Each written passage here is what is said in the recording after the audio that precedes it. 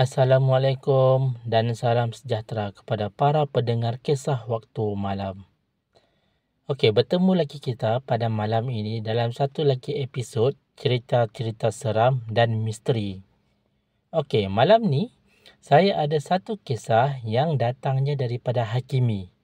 Hakimi ni bukan nama sebenar lah. Nama samaran yang saya gunakan mewakili pencerita asal kisah ini. Okey, jadi tanpa buang masa, marilah kita pendengarkan kisah daripada Hakimi. Let's go, guys.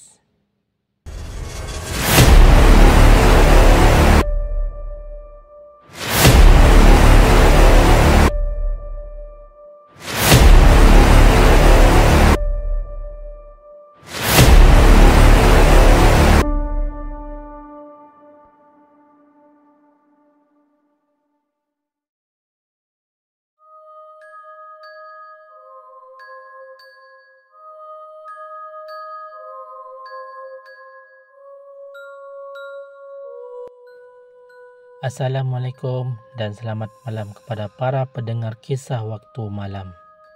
Nama saya Hakimi. Okey, kisah seram yang berlaku ni ketika saya masih lagi di umur kanak-kanak, iaitu pada umur 6 tahun. Kisah ini berlaku ketika mana saya bersama sepupu saya sedang main sembunyi-sembunyi.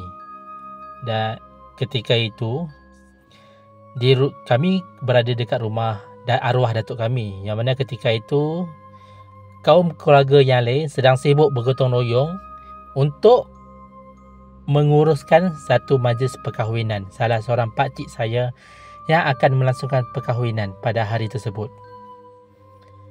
Oleh sebab kami yang budak-budak ni tak ada kerja lain, jadi kami sesama kawan-kawan kami bermain lah. Waktu tersebut kami decide untuk bermain permainan sembunyi-sembunyi. Okey, yang mana saya adalah orang yang kena cari sepupu-sepupu saya yang bersembunyi. Senang cerita, saya lah yang pasang waktu tersebut. Dipendekkan cerita, lepas sahaja saya selesai mengira 1 sampai 10, yang mana sepupu saya sendiri masing-masing pun yang mana yang main permainan tersebut dah dapat tempat persembunyian yang diorang nak. Jadi saya pun mulalah mencari mereka. Dalam saya mencari mereka tu, tiba-tiba daripada pintu rumah arwah datuk saya nampak ibu saya memanggil saya. Hakimi, sini. Dia memanggil saya sambil melambai-lambai. Saya pun tak fikir panjang lah. Saya pun teruslah berlari ke pintu rumah. Mungkinlah ibu saya ada benda nak minta tolong kan. Tapi bila saya dah hampir dengan pintu rumah, tiba-tiba ibu saya tak ada dekat depan pintu rumah. Dalam keramaian orang tu, tiba-tiba ibu saya tak ada dekat depan pintu rumah. Dan bila saya jenguk daripada pintu rumah, saya nampak ibu saya dah berada dekat halaman rumah, terpacak dekat halaman rumah, sambil memanggil saya, melambai-lambai memanggil nama saya. Jom ikut ibu. Dan bila selepas saja dia memanggil saya, dia kata macam tu, jom ikut ibu. Selepas saja dia cakap macam tu, saya nampak ibu saya terus memusingkan badannya menuju ke jalan besar. Okey, saya nak terangkan sikit lah. Kedudukan rumah arwah datuk saya waktu tersebut kira-kira 100 meter daripada jalan besar. Yang mana antara jalan besar ke rumah datuk saya tu, dia ada satu lorong kecil lah, yang mana kereta, hanya sebiji kereta saja yang boleh lalu. Saya nampak ibu saya berjalan melalui lorong tersebut. Dan saya pula tanpa berfikir panjang, saya ikut ibu saya tersebut daripada belakang. Saya tak fikir apa. Saya fikir kemungkinan besar yang ibu saya ni nak minta tolong. Tolong mungkin pergi kedai ke, angkat barang ke, saya tak pastilah. Dan saya pun follow lah ibu saya daripada belakang. Saya follow ibu saya berjalan ke depan. Sampailah dekat jalan besar. Sampai kat jalan besar, saya memanggil lah ibu saya. Ibu nak ke mana? Tapi ibu saya tak menjawab. Dia terus berjalan. Sampailah saya nampak ibu saya daripada jalan besar tu, dia melintas jalan. Dan saya pun tanpa fikir panjang, dalam hati sebenarnya waktu tu saya pelik juga. Hai, ibu aku ni sebelum ni aku main tepi jalan pun dia tak bagi. Ni dia relax je lepas aku biar aku nak lintas jalan sendiri kan. Relax je dia tinggal aku macam tu. Saya pun tak fikir panjang sangat. Saya pun ikut sekali lintas jalan setelah ibu saya lintas jalan. Dan bila saja saya dah melintas jalan tersebut, saya dapati ibu saya hilang daripada pandangan. Saya toleh ke kiri, saya toleh ke kanan, sambil saya memanggil nama ibu saya, tak jumpa. Dan bila saya tengok tak jumpa tu, saya decide saya nak patah baliklah ke rumah arwah datuk saya waktu tersebut. Dan bila saya nak patah balik, tiba-tiba saya nampak daripada kejauhan, nampak macam ibu saya, bahagian belakang dan badan je lah, saya nampak ibu saya sedang berjalan dekat tepi jalan. Yang mana pada awalnya saya ingat itu ibu saya. Bila saya nampak, saya batalkan niat saya untuk kembali ke rumah arwah datuk saya. Saya teruslah follow ibu saya. Yang mana waktu tu saya fikir itu ibu saya lah. Saya pun follow dia belakang sambil manggil ibu. Saya tak berasa waktu tu perjalanan tu jauh.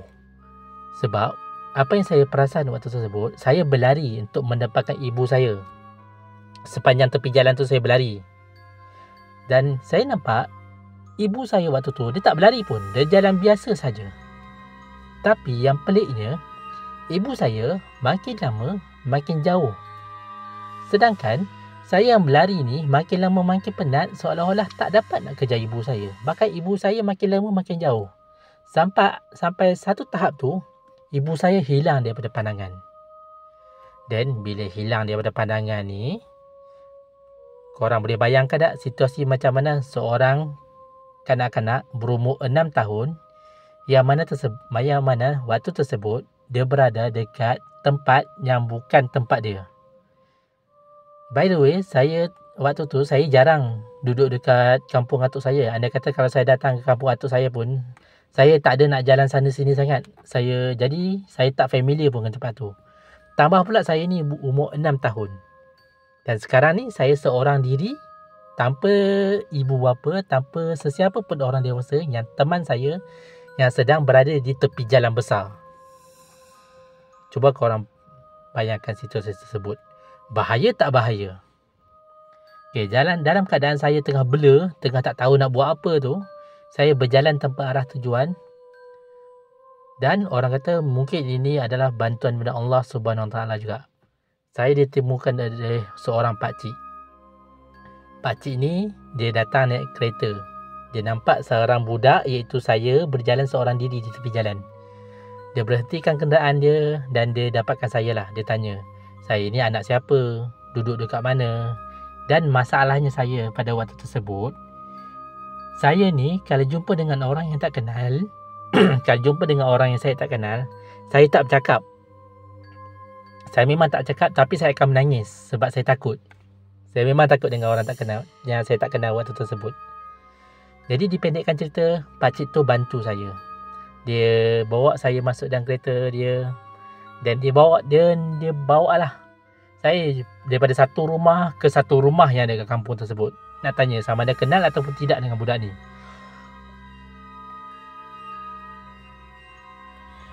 Yang mana waktu tersebut korang tahulah, saya bukan orang kampung tersebut. Dan orang kampung biasa memang tak kenal lah dengan muka saya ni. Diorang mungkin kenal atuk saya, tapi diorang mungkin tak kenal dengan muka saya. Sebab saya adalah orang yang bukan menetap di situ. Sampai akhirnya pakcik tu ada cakap, ni anda kata kalau pakcik tak jumpa siapa keluarga kamu, pakcik akan bawa kamu ke balai polis lah. Pakcik pun dah tak tahu nak buat macam mana. Nak cari keluarga kamu pun pakcik tak kenal siapa. Sampailah ke satu waktu tu, tiba-tiba pakcik ni nampak dekat tepi jalan ada seorang lelaki sedang kayuh basikal. Lelaki yang berusia mungkin dalam 40-an gitu, sedang kayuh basikal di tepi jalan. Dan dia, pakcik tu mungkin tergerak hati nak tanya kepada lelaki tu lah, yang kayu basikal tu.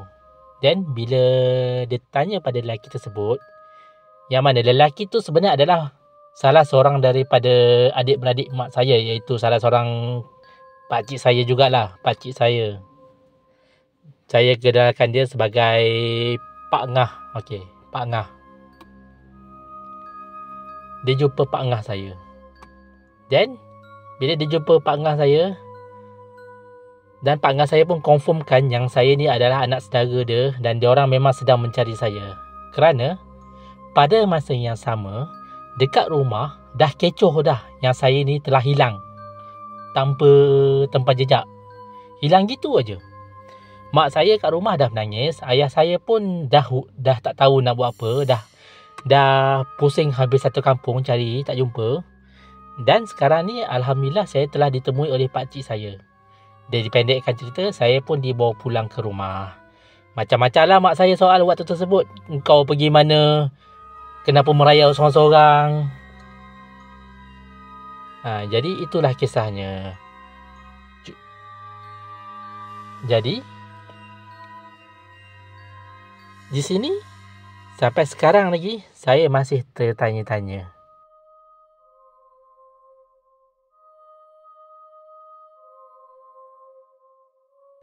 Siapakah dia orang yang menyerupai ibu saya memanggil-manggil saya tersebut?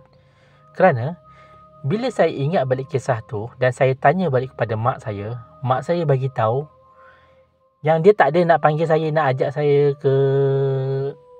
saya jalan-jalan tepi jalan bersatu pada waktu tersebut. Ditambahan pula waktu tu ibu saya sedang sibuk memasak bersama dengan makcik saya yang lain dekat dapur. Untuk hari kenduri tersebut lah, ibu saya sibuk memasak. Dan ayah saya pun sibuk juga sedang melapah daging lembu untuk kenduri jugalah. Sebab waktu tersebut memang ada kenduri kan. Jadi itulah persoalan dia. Siapa, makhluk apa tersebut yang mungkin orang kata cuba untuk menyesatkan saya waktu tersebut. Jadi saya rasa kisah saya ni yang seram dia tu, first, makhluk tu makhluk apa yang menyerupai ibu saya. Dan yang seram kali keduanya, anda boleh bayangkan tak, saya seorang budak yang berumur 6 tahun, masih budak lagi, main seorang-seorang je berjalan dekat tepi jalan yang besar tu. Andai kata kalau berlaku kemalangan, memang habis. Jadi inilah kisah saya yang saya rasa boleh dijadikan pengajaran juga kepada ibu bapa agar lebih peka tentang di mana anak-anak kita berada. Tapi saya selaku anak juga, pada waktu tersebut saya tak ada nak salahkan juga ibu bapa saya atas apa yang berlaku pada waktu tersebut. Kerana benda ni berlaku sekelip mata saja. Ibu bapa saya waktu tu busy dekat rumah tersebut. Dia cuma tak tengok saya untuk beberapa saat saja. Dan tiba-tiba benda ni boleh berlaku. Jadi itulah nasihat saya kepada ibu bapa yang ada anak kecil. Tak kisahlah anak kecil tu umur berapa pun, kita kena peka dengan apa yang mereka buat, di mana mereka berada. Sebab benda kalau nak jadi macam saya tadi, beberapa saat saja boleh jadi. Itu sajalah kisahnya. Jadi sekian. Terima kasih. Assalamualaikum dan selamat malam.